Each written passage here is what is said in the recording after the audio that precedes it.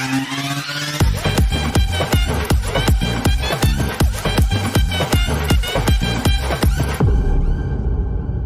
ಅವರೇ,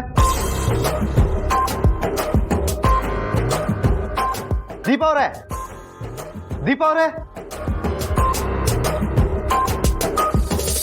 ರೀ ದೀಪಾ ಅವರೇ. ಏನಾಯ್ತು ಹಸ್ಬೆಂಡು? ಏನ್ರಿ ಇದೆಲ್ಲ? ಏನ್ ಈ ತರ ಪ್ರಶ್ನೆ ಕೇಳ್ತಿದ್ದೀರಾ? ನಮ್ ಫೋಟೋಗಳಿರೋ ಪ್ರೇಮು ನಾನೇ ಇಷ್ಟಪಟ್ಟು ಮಾಡಿಸಿದೆ. ನಿಮ್ಗೂ ಇಷ್ಟ ಆಯ್ತಾ? ನನ್ನ ಇಷ್ಟ ಕಟ್ಕೊಂಡು ನಿಮ್ಗೇನ್ರಿ ಆಗ್ಬೇಕು? ನನ್ನ ಪರ್ಮಿಷನ್ ಇಲ್ಲದೆ ಯಾಕೆ ಹಾಕಿದ್ರಿ ಅಷ್ಟು ಹೇಳಿ. ಏನ್ ಗೊತ್ತಾ ಹಸ್ಬೆಂಡು, ನಾವಿಬ್ರು ಮದ್ವೆ ಆದಾಗಿಂದ ನಂಗೊಂದು ಕನ್ಸಿತ್ತು, ನನ್ನ ತಾಯಿ ಆಗೋಕ್ಕೂ ಮುಂಚೆ ನಮ್ಮಿಬ್ರು ಫೋಟೋಗಳನ್ನ ರೂಮ್ ಪೂರ್ತಿ ಹಾಕ್ಬೇಕು ಅಂತ.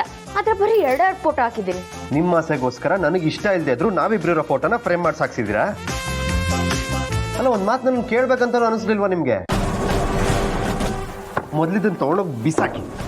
ಏನ್ ಹಸ್ಬೆಂಡ್ ನೀವು ಇಷ್ಟು ಇಷ್ಟಪಟ್ಟು ಫೋಟೋಗಳನ್ನೆಲ್ಲ ಫ್ರೇಮ್ ಮಾಡಿದ್ರೆ ಇಷ್ಟು ಸುಲಭ ಬಿಸಾಕಿ ಅಂತಿದ್ದೀರಾ ಅಲ್ವಾ? ಆಗತ್ತಾ ಆಗಲ್ವಾ? ಆಗಲ್ಲ. ನಿಮ್ಗೆ ಹೇಳಿದ್ರೆ ಉಪಯೋಗ ಇಲ್ಲ, ನಾನೇ ಹಾಕ್ತೀನಿ. ಅಯ್ಯೋ ಬಿಡಿ, ಈ ಫೋಟೋಗಳನ್ನ ಫ್ರೇಮ್ ಮಾಡ್ಸೋದಕ್ಕೆ ಒಂದು ಕಾರಣ ಇದೆ. ಅದ್ ನಿಮ್ಗೆ ಗೊತ್ತಾದ್ರೆ ನೀವು ಖುಷಿ ಪಡ್ತೀರಾ. ಏನಂತ ಕಾರಣ? ಹೆಂಡತಿ ಗರ್ಭಿಣಿ ಆದಾಗ ಗಂಡನ ಫೋಟೋ ನೋಡಿದ್ರೆ ಮಗುನು ಗಂಡನ ತರನೇ ಹುಟ್ಟತ್ತಂತೆ.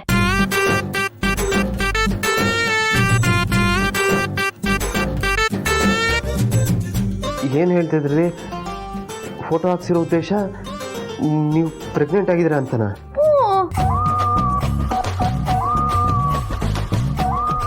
ನೋಡಿ, ಈ ವಿಷಯದಲ್ಲಿ ತಮಾಷೆ ಎಲ್ಲ ಮಾಡಬೇಡಿ, ಭಯ ಆಗ್ತಿದೆ ನನಗೆ.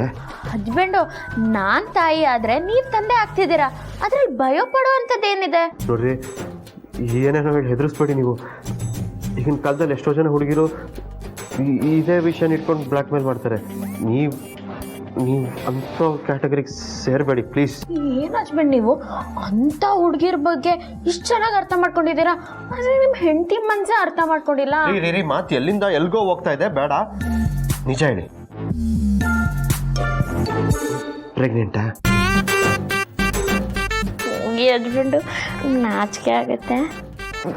ನಿಜ ಹೇಳ್ರಿ ಬೇಗ. ನಿಮ್ದು ಒಳ್ಳೆ ಗೋಳಾಯ್ತಲ್ವ ಹಸ್ಬೆಂಡು, ನನ್ನನ್ನು ಮುಟ್ಟಕ್ಕೆ ಹಿಂಜರಿತೀರಾ.